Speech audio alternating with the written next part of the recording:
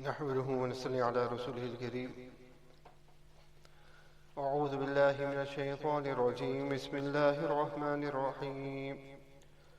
كذبت قوم نوح المرسلين إذ قال لهم أخوهم نوح ألا تتقون إني لكم رسول أمين فاتقوا الله وأطيعون وما أسألكم عليه من أجر إن أجري إلا على رب العالمين فاتقوا الله وأطيعون.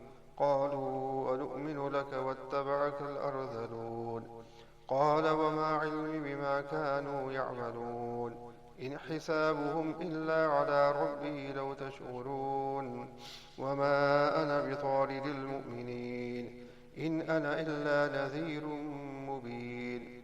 قالوا لئن لم تنته يا نوح لتكونن من المرجومين قال رب إن قومي كذبون فافتح بيني وبينهم فتحا ونجني ومن معي من المؤمنين فأنجيناه ومن معه في الفلك المشحون ثم أغرقنا بعد الباقين إن في ذلك لآية وما كان أكثرهم مؤمنين وإن ربك لهو العزيز الرحيم.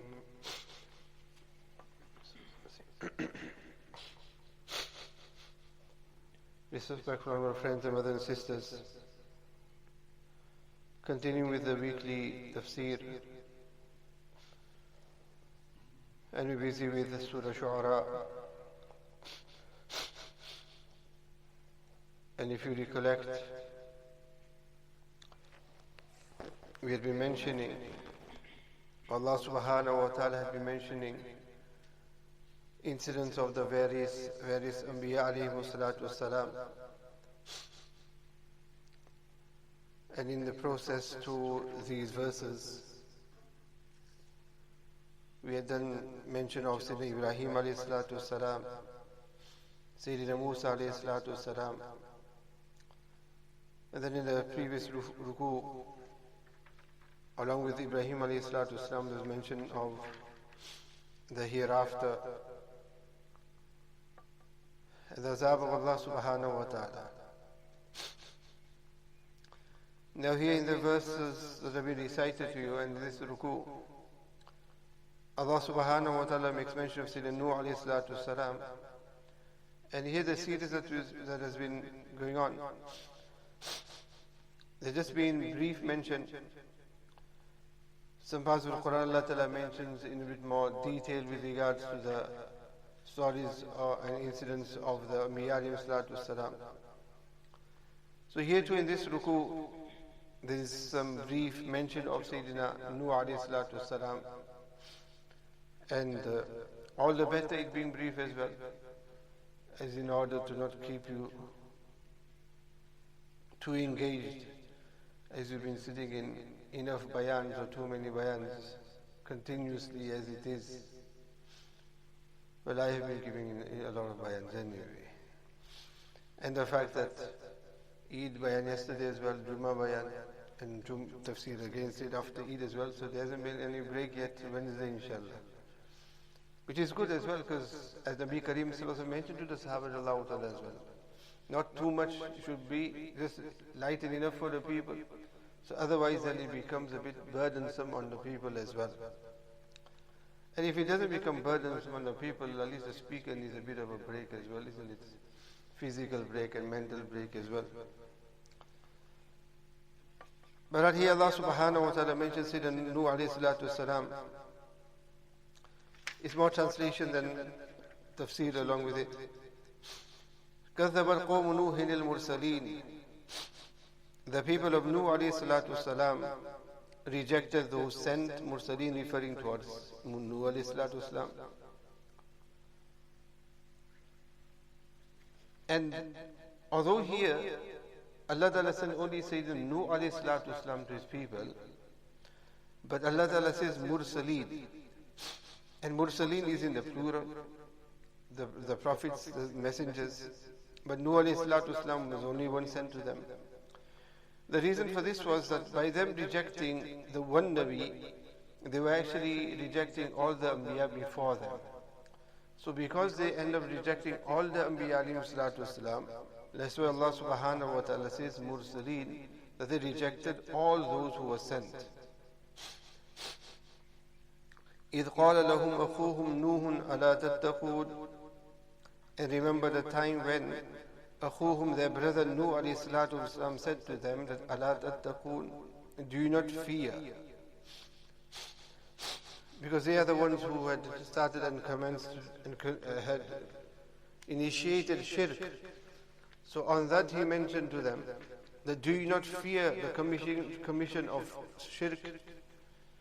إِنِّي لَكُمْ رَسُولٌ أَمِينٌ, I am certainly a trustworthy Rasul to you. Because it was the people of Nuh alayhi salatu wasalam who had initiated shirk.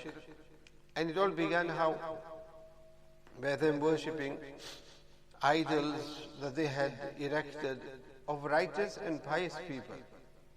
In other words, their intentions were correct at that time. And what was the intention? The intention was that these were righteous people, pious people, so people will just forget them if there is nothing to remember them by. So they erected these sculptures of them and statues that they'll be remembered as pious people. But as time passed by, Shaitan made them forget these type of things, and instead they started regarding them to be deities and gods, and eventually this is what led towards idol worshipping. And it is because of this that in this Shariat, idols have been prohibited because of the resemblance with shirk and the fact that it will lead on towards shirk. For this reason, there are many things which are permissible even, that the fuqaha have made impermissible, especially when they know that it may lead towards the disobedience of Allah subhanahu wa ta'ala, when they know that it may lead towards shirk, for instance. These were made impermissible. Nowadays we have this trend where we may not be erecting idols, but we keep photos, or even on our own profile pictures and that. We keep photos of who? Of various ulama, of mashayikh that we may have of as well. This is also impermissible. It's not permissible to keep these type of pictures at all of even the ulama and mashayikh. And these are the type of things that can very easily lead to the same as well. This form of extra form of respect and adherence to them, giving them such honor and keeping their pictures up, whether in the past it was people would have maybe a frame of their parents' photos or their ustad or sheikh or peer, whoever it may be. That eventually that's when a person then starts going further than just keeping it there as a picture. And it is, angels do not enter the house wherein there are such frames and pictures. But now instead we keep it as our profile pictures. So it is not permissible to keep the pictures of any person for that matter, and especially not of those who are righteous and pious, as this is form of honoring them more than we're supposed to be honoring them.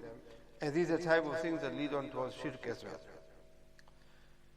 So Nuh alayhi salatu wasalam says, Indi lakum rasulun ameen, I am certainly a trustworthy Rasul to you.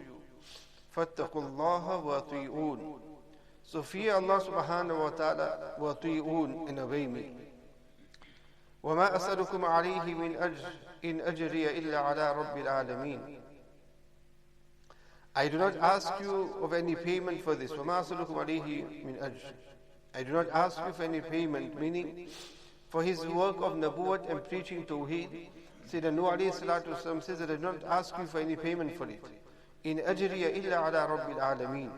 My payment, meaning reward, is the responsibility of Allah subhanahu wa ta'ala, Rabbil alameen, who is the Rabb of the universe.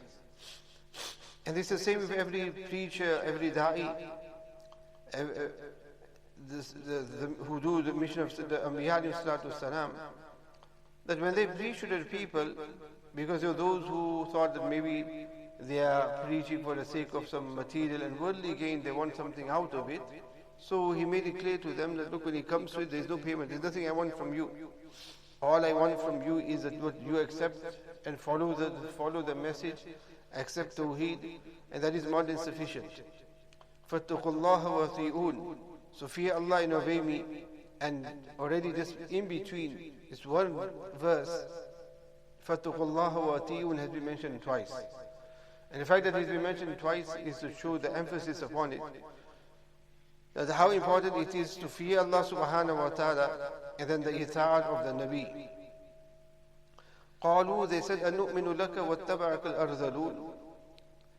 And over the time, as we did previously as well with regard to Mushrikeen of Makkah, that they would make many objections, or at the same time they would make pose various objections and questions, or even excuses just to avoid bringing Iman. Any excuse to avoid bringing Iman. So here the excuse of the people of Nuh alayhi salatu wasalam was, قالوا, they said, أَنُؤْمِنُ لَكَ, shall we believe in you, whereas وَاتَّبَعَكَ الْأَرْذَلُونَ, when the lowest of people follow you. Meaning that should we follow you blindly? And especially when those who were the followers of Musa alayhi salatu wasalam were poor, and those who didn't have social standing. So those who were wealthy and those who had status did not want to mix with them. Now there were two things here. One is that they didn't want to mix with them, be fellow believers with those who of lower class of them, social standings with them. And the other was their pride and arrogance, that if this is something really good and that, then we should have been the first ones to have accepted it, and the first ones in the forefront. But what has happened here is that those who are of lower standing, they are the ones who have actually preceded us within it. So they didn't like the fact that they had been preceded by others, and that to those who were of lower statuses than them, who are not as rich as them. That's why they say arzaloon, meaning the lowest of people. When they made this objection to Nuh alayhi salatu wasalam, Nuh alayhi salatu wasalam replies by saying, قَالَ وَمَا عِلْمِي بِمَا كَانُوا يَعْمَلُونَ. Nuh alayhi salam said that وَمَا عِلْمِي, that why should I be concerned بِمَا كَانُوا يَعْمَلُونَ, about their deeds? Meaning that it is not in my knowledge of what they do. Meaning in other words that their occupation, and that has nothing to do with me.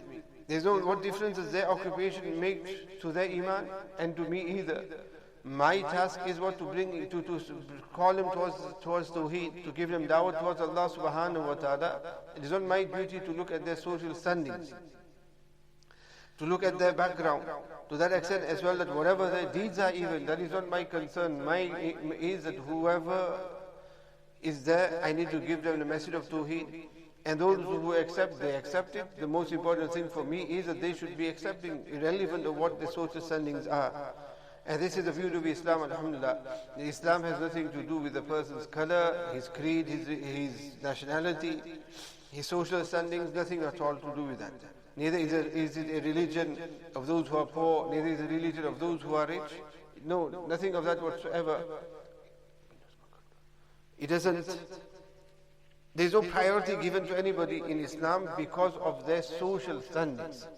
Each one, no matter what color of their skin is, what part of the world it is, that is irrelevant. Iman is open for each and every single person. And when a person comes in the fold of Islam as well, then what? إِنَّمَا أَكْرَمَكُمْ عِنْدَ اللَّهِ أَتْقَاكُمْ. That the most virtuous in the eyes of Allah subhanahu wa ta'ala is who? Those who are the righteous. Color and nationality, that doesn't make any difference at all to Allah subhanahu wa ta'ala. And that is what we see when we read our salat as well, when we perform our salat. And when we stand in front of Allah subhanahu wa ta'ala, nobody stopped or prevented because of the color of their skin or because of their social standings. None of these things are taken into consideration at all. Whoever is there, whoever is there. Same with regard to imamat and these things. So our deen is open for each and every single person. It does not discriminate. And neither should it discriminate, and neither should we be discriminating people for that. So here Nuh alayhi salatu wasalam also mentions that my duty is what this, and also when it comes to the arzaloon, the people of low standings and that, what is that? That is irrelevant. The most important things I mentioned here is the taqwa of a person, the akhlaq of a person, the heart of an individual. If that is rectified and if that is correct, then whatever their social standings is, that has no bearings on their relationship with Allah subhanahu wa ta'ala. It is what the best of you are who? Those who have the best of akhlaq. That could be a rich person, that could be a poor person, and the opposite could be found as well. The person may be educated, but the akhlaq, the deeds are not good. So Sayyidina Nuh alayhi salatu wasalam mentions that وَمَا عِلْمِ مَا كَانُوا يَعْمَلُونَ, because إِنْ حِسَابُهُمْ إِلَّا عَلَىٰ رَبِّي لَوْ تَشْعُرُونَ. That if it is a case of them not being sincere, then that is something that I do not have knowledge of the unseen to know who is sincere and who is not sincere. So hence their reckoning is the duty of my Rabb. In hisabuhum, their reckoning is on but ala Rabbi, on my Rabb. That this is something that Allah subhanahu wa ta'ala, and I can turn them away as long as they profess Iman, that is sufficient. It is not the duty of the Nabi to ask Allah subhanahu wa ta'ala, wait for wahi, to sanction the Iman of an individual. So in hisabahum illa ala rabbi law tash'urun. If only you perceive, if you understood this, you would not look down at them for these reasons and realize that this is a matter pertaining to the deen of a person, which is to do with Allah subhanahu wa ta'ala. وَمَا أَنَا بِطَوَارِدِ الْمُؤْمِنِينَ. I shall never drive away the mu'mineen, and just so that it suits you, meaning those who were the rich ones, and just because of that I'm not going to drive them away at all. And similar message came to Nabi Kareem sallallahu alayhi wa sallam. Abasa wa tawalla an ja'ahu al-a'ma was revealed as well. When Nabi Kareem sallallahu ta'ala sallam, there were few Sahaba radiallahu ta'ala of that nature, Abdullah ibn Maktoum radiallahu ta'ala, and some other Sahaba radiallahu ta'ala who didn't have such high status, and the mushrikeen of Makkah, those of the Quraysh, who wanted an audience with Nabi Kareem sallallahu ta'ala sallam. And Nabi Kareem sallallahu ta'ala sallam intentions were correct. Nabi sallallahu sallam felt that if these Sahaba still sat here, then that audience with the Quraysh, that won't take place. And Nabi sallallahu hoping that they will bring Iman, Nabi Kareem sallallahu alayhi wa sallam asked those Sahaba ta'ala to depart from there, to leave from there, to not be in the presence at that time. And Allah subhanahu wa ta'ala admonished, and Nabi Allah ta'ala disliked that. So he as well, the Nabi says, وَمَا أَنَا بِطَوَارِدِ الْمُؤْمِنِينَ. A believer comes, and just because it suits you, for the sake of your comfort in that, I'm not going to drive them away, because you do not like them at all. In ana illa nadhirun mubin. I am merely a clear warner, warning of you the grave punishment if you continue to make such absurd demands and refuse to accept Iman. And the reality was, as with the previous ummahs as well, that they were just mere excuses more than anything else. Had at that time Sayyidina Nuh alayhi salatu wasalam nullified their Iman and said, okay, never mind, or they cannot have an audience, then too they would have made another excuse. That's the way the Quraysh would do as well. All sorts of excuses. So those excuses, even if they had been fulfilled, then it would be another excuse instead. So the excuses would continue. That would not have stopped. They were just mere excuses for them not to bring Iman. Like today as well, we ourselves as Muslims, not to follow deen, we will have so many excuses just not to follow deen. And the fact is, those excuses are just there as just excuses. Where the clear-cut matter is that we don't want to follow deen. If we wanted to follow deen, then we wouldn't be making such excuses. قَالُوا لَئِن لَمْ تَنْتَهِ يَا نُوحُ لَتَكُونَنَّ مِنَ الْمَرْجُومِينَ. They said, O Nuh, لَئِن لَمْ تَنْتَهِ, if you do not desist, you do not stop, يَا نُوحُ, meaning from preaching to us, لَتَكُونَنَّ مِنَ الْمَرْجُومِينَ. You will be certainly be from those who marjum, those who are stoned. Meaning you will be stoned to death, that we will then get rid of you. This is how arrogant they were. That because they didn't like the fact that Sayyidina Nuh alayhi salatu wasalam self-preached, and then at the same time they were left behind because others came into the fold of Iman. So they didn't like this. And the fact that Nuh alayhi salatu wasalam was calling them to something better than what was already there. So they dislike this. So the only thing then is that they come to what? They come to violence.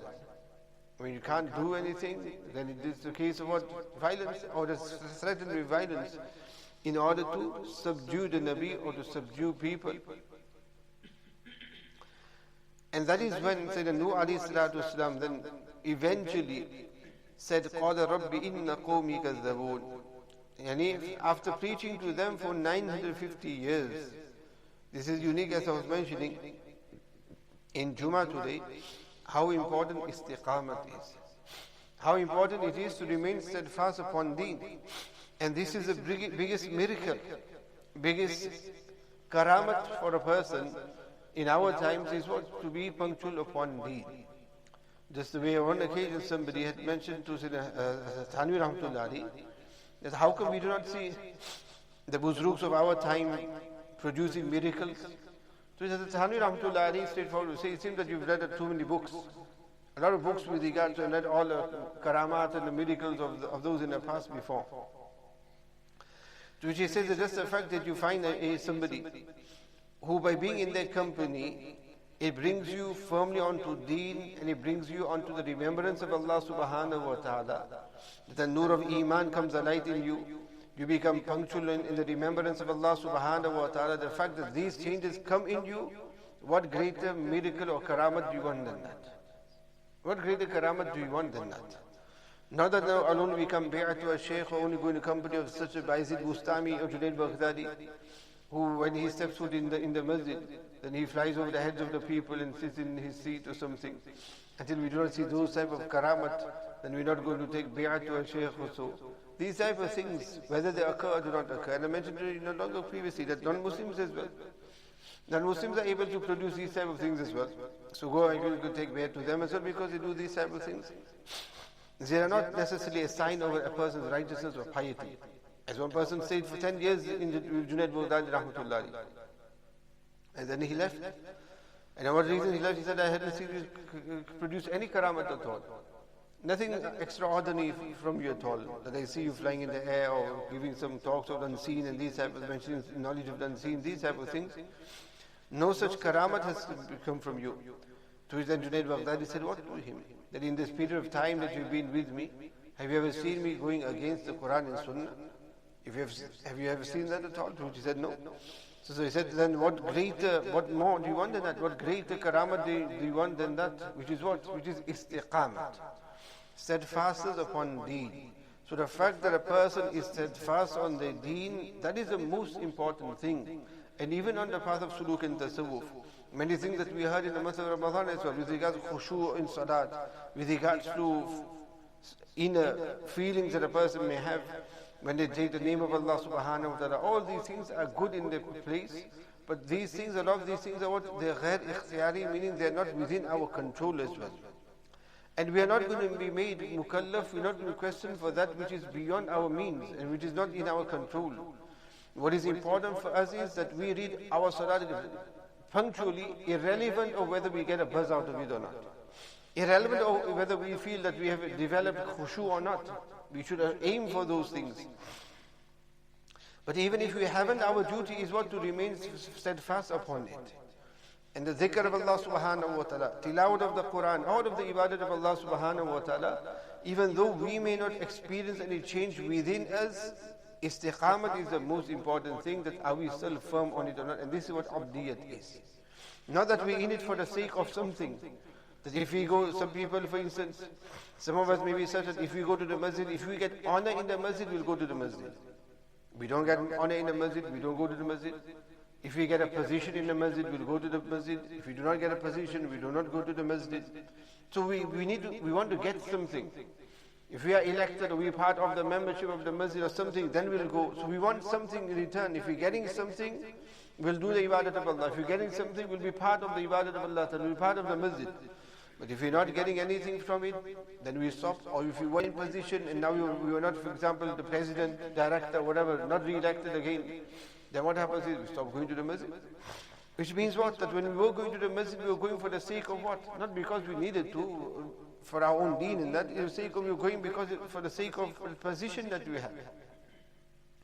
So whether we gain anything from our ibadat or not, in the sense of extraordinary feelings in that, our duty is to remain firm upon it. And as I mentioned yesterday in Eid Bayan as well, the reality is that salat performed without khushu will still have its effect. The zikr without khushu, the tilawat without khushu, it all still has its effect upon us. Like the way when we eat as well, we don't need to be concentrating and be devoted to our food in order for that food to benefit us. Even that food that you're going to eat, wherein your mind is somewhere else, you're busy talking away with somebody else, or the whole time you're just on your phone and you are eating away. Although you shouldn't be eating in such a manner. But if a person did so, the food that he's eaten will still have a benefit, will still give his benefit on that person. It's not a case of that you have to be devoted, then only will that food actually be any use to you, otherwise it's not going to be in vain. So any ibadat that we do, the effect of that ibadat will definitely still have rub off on us. That's why it's very, very important that we remain steadfast upon deen. And look at the steadfastness of this Nabi of Allah subhanahu wa ta'ala. You cannot imagine that he wasn't just steadfast on his own personal ibadat, he was steadfast in 950 years. 950 years, preaching and calling his people towards Tawheed of Allah subhanahu wa ta'ala, and that to such people who are so coconut. Isn't it? Such people who are coconuts. Such people who were so against Nuh alayhi salatu wasalam, who just weren't willing to accept and believe. And in that 950 years, only about 80 people or so, 80 or so accepted Tawheed. In 950 years, only 80 people accepted Tawheed. Said Nuh alayhi salatu wasalam didn't lose hope. Said Nuh alayhi salatu wasalam didn't give up. But he remained persistent. 950 years. He lived for over 1,000 years, but for 950 years, he persisted. And that to the trouble and the warning that they gave him as well, that we will stone you to death, despite all those warnings that they gave him.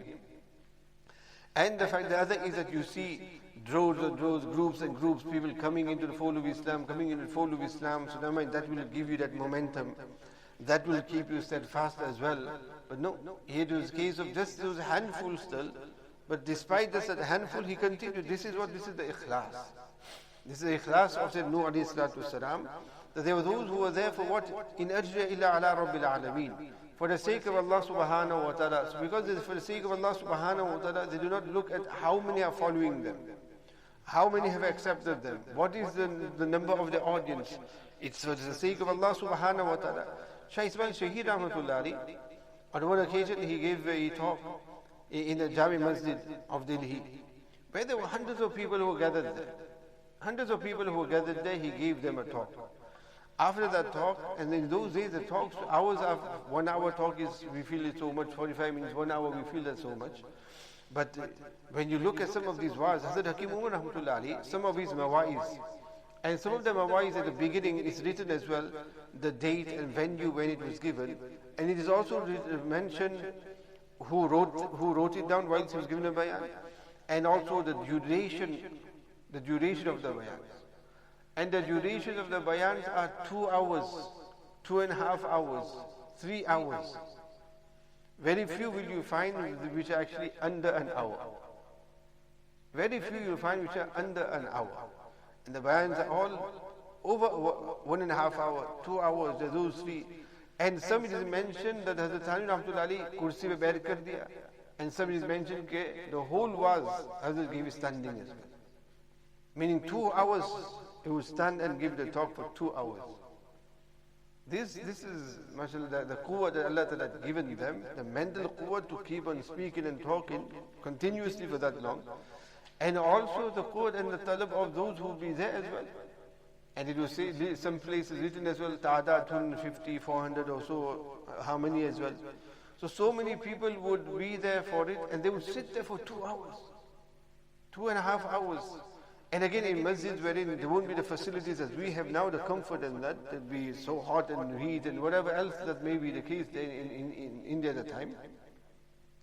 But people had that talab and they would sit for so long. So, Hazrat Shah Ismail Shaheed Rahmatullahi, he gave the talk. After when he gave the talk, as he was leaving and he was by the steps to leave the Jami Masjid, somebody was running up in that time. And he ran up and he came and he said, he showed his distress to the fact that he missed the talk. To which he missed the talk. So Hazrat said to him, do not worry, never mind, sit down. He sat him down and he gave the entire speech again to him. The entire speech that he gave in a member in front of all those hundreds of people, he sat there on the step and he gave the entire speech again for this one individual. This was what? This was the ikhlas. This shows what the ikhlas was, that they were not there for the likes and the thumbs up. They were not there for the subscribers. They were there for the sake of Allah subhanahu wa ta'ala. So that when there were thousands there, hundreds there in the masjid, they gave the talk just as much. And when there was just one person, they would give the same talk to just that one person. And the whole bayan, whatever duration it was, he gave the whole bayan again, just sat there for this one individual. And why? Because they knew that maybe those hundreds who were sat there, maybe none of them make amal upon it. None of them their lives change. And what if this one individual who had that talab, if he is the one who changes, then the whole talk and that has been successful. At least if one person comes onto deen by our means, then for sure we should be doing it. It is worthwhile even if one person comes into deen. All the effort and everything is worthwhile if one person comes onto deen. And the same for all our masjids, madaris, maktabs and madrasas as well. We have so many hundreds of students who will come and go through the years. But even if a handful become ulama, handful become alimidin, hufaz, or never mind that, even if a handful becomes such that they, whatever they've learned in their maktab days, they make amal upon it, and thereafter they become righteous, then it is worthwhile. All the tafseers that we do, all the majlis that we do, all the bayans and talks, whatever takes place, from that, even if one person was to change their lives, then that is so much for us as well. For example, after Asr daily, we have the 1 minute ka madrasa, 1 minute madrasa. And this has been from the beginning. And we have probably done it, repeated it many times. Repeated it many times. Those who are regular will know what the mazmoon is, what the topic is. But there will be so many times that we would have heard it, but just heard it and that's it, not maybe made amal upon it. But there might be that we have heard it 100 times, and on the 100th time, 50th time, 60th time, that then maybe something clicks with us, and we start making amal upon it.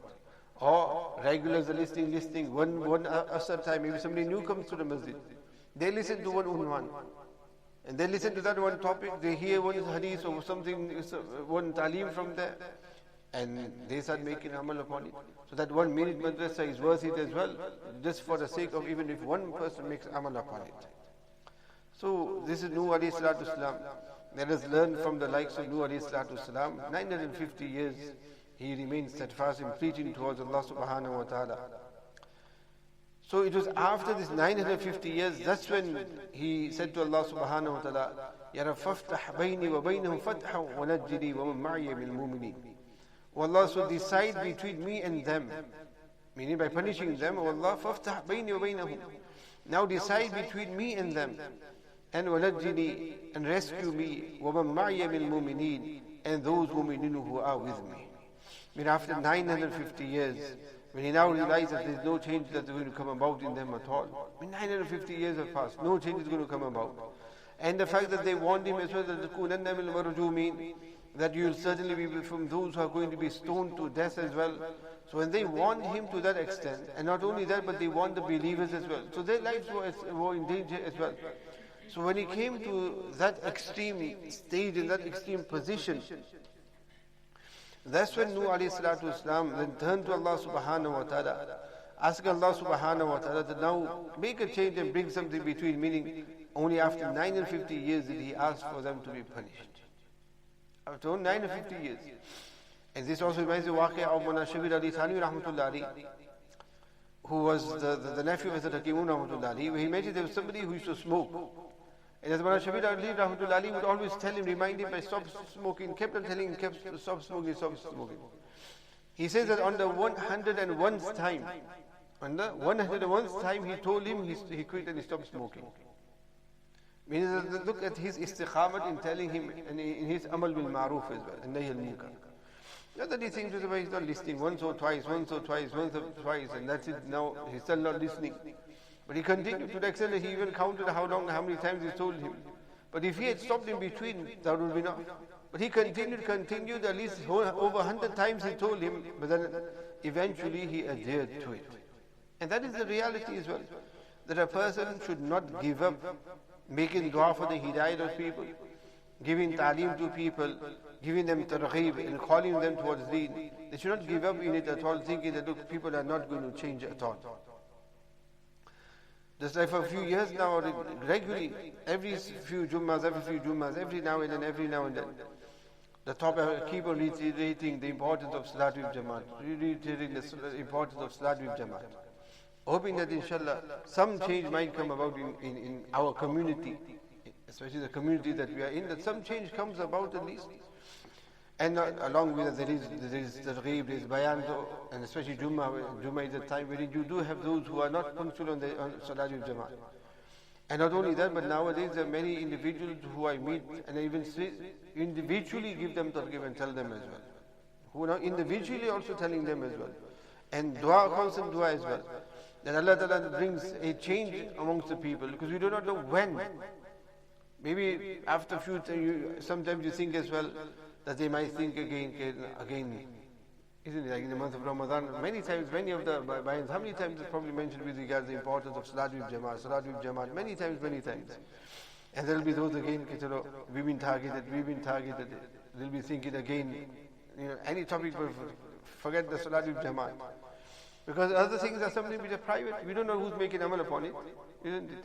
But Salat with Jamaat is something that, look, people around us will know is amal taking place or not. Especially those who are local to the masjid. So those who live further away, okay, they could be going to their local masjid then and just coming for the programs. But those who are local will be able to see who's here, who isn't there. So we feel that pressure at that time. But the whole matter of that is not to pressure people, not to make it difficult to people, but yes, put the pressure and put the difficulty on them. That maybe somebody said there, at some stage, one Ramadan maybe, hopefully, they will take heed to it and they'll become punctual on Salat of that as well. There's many individuals, alhamdulillah, in the month of Ramadan, you find that they were very punctual, alhamdulillah, all the Salats, Taraweeh and everything as well. So in conversation, when meeting them, it was a case of giving them a bit of shabashi as well, giving them the shabashi as well, and the encouragement as well. Okay, look, maintain it afterwards as well, which is the most important thing. فَأَنْجَيْنَاهُ وَمَنْ مَعَهُ فِي الْفُلُكِ الْمَشْحُونِ Allah Ta'ala says, so we rescued him from the flood, and those with him in a laden ark. So Allah subhanahu wa ta'ala, and it's mentioned here, it is just brief, more mention of it is mentioned elsewhere as well. So Allah subhanahu wa ta'ala then rescued Sayyidina Nuh alayhi salatu wasalam from the flood, and those who were with him in the ark, wherein he was commanded to take all pairs of all the species of Allah subhanahu wa ta'ala along with him. ثُمَّ أَغْرَقْنَا بَعْدُ الْبَاقِينَ. Thereafter, after rescuing them, we drowned the rest. إِنَّ فِي ذَلِكَ لَآيَةً. Allah Ta'ala says, there is certainly a great lesson in this. وَمَا كَانَ أَكْثَرُهُمْ مُؤْمِنِينَ. However, most of them do not have iman. That even after mentioning these, and these waqiyat, these incidents, there are so many from the Quraysh of Makkah and those who still do not bring iman, despite the fact that Allah Ta'ala clearly mentions all these incidents of those who rebelled, those who did not bring iman, and how Allah Ta'ala then punished them. وَإِنَّ رَبَّكَ لَهُ الْعَزِيزُ الرَّحِيمُ. Verily your Rabb is mighty and most merciful. The reason for these two sifat of Allah subhanahu wa ta'ala is to show that Allah Ta'ala is Aziz. And because Allah Ta'ala is Aziz, He is mighty, and when it comes to punishment, Allah Ta'ala can punish any nation whenever He wants to. But if a nation repents and turns to Allah subhanahu wa ta'ala, then the same Aziz is Rahim as well. He is Azim. So just as mighty as His punishment is, just as much mighty His mercy is as well. So He is mighty and He is the most merciful. Allah Ta'ala grant us all the understanding. ربنا تقبل منا إنك أنت السميع العليم وتب علينا إنك أنت التواب الرحيم.